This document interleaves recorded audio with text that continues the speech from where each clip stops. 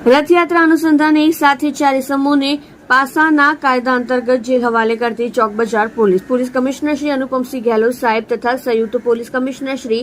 Sector 1 તથા નાયબ police commissioner Shri zone 3 તથા મદદનીશ પોલીસ કમિશનર એ ડિવિઝન નાઓએ આગામી જગન્નાથજીની રથયાત્રા અનુસંધાને શરીર સંબંધી ગુના કરવાની ટેવવાળા ઇસમો ગુનો કરતા અટકાય અને ગુનાઓ ઉપર અંકુશ રહે તે સારું શરીર સંબંધી તેમજ મિલકત સંબંધી ગુનાઓમાં પકડાયેલ ઇસમો વિરુદ્ધ પાસા દરખાસ્ત કરવા સૂચના કરેલ હોય જે સૂચના અને માર્ગદર્શન આધારે police inspector Shri VV Vaghadiya સાહેબ ચોક બજાર પોલીસ સ્ટેશન સુરત શહેર નાઓના માર્ગદર્શન હેઠળ સર્વેલન્સ સ્ટાફના assistant head constable Sanjaysinh Karsanbhai નાઓને શરીર સંબંધિત 4 ઇસમો વિરુદ્ધ પાસા દરખાસ્ત તૈયાર કરી મહેરબાન પોલીસ કમિશનર સાહેબ શ્રી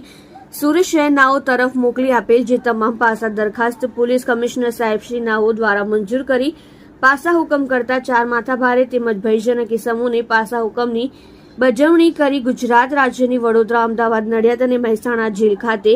મોકલી આપી પ્રશંસનીય કામગીરી કરેલ છે. જેમાં પાસા અટકાયત કરેલ ઇસમો મહેન્દ્ર દલપતભાઈ ગોહિલ ઉંમર વર્ષ 22 રહેઠાણ પ્લોટ નંબર 202 સાઈ વાટિકા એપાર્ટમેન્ટ વિજયનગર સોસાયટી વિભાગ 2 વેડ રોડ કતારગામ સુરત શહેર. સાગર ઉર્ફે ઝાડિયો ઉર્ફે chocolate Hirabhai Chavda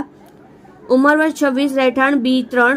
61 Gotlawadi tenement north zone Katargam Surat શહેર તથા રહેઠાણ plot number Prannath society Ved road Surat શહેર. હિતેશકુમાર રાજેશભાઈ રાઠોડ ઉંમર વર્ષ 20 રહેઠાણ ઘર number 50 Saiyadpura pumping station SMC આવાસ ચોક બજાર સુરત શહેર. સચિન છોટીલાલ વર્મા ઉંમર વર્ષ 21 રહેઠાણ ઘર નંબર 308 રહેમતનગર સોસાયટી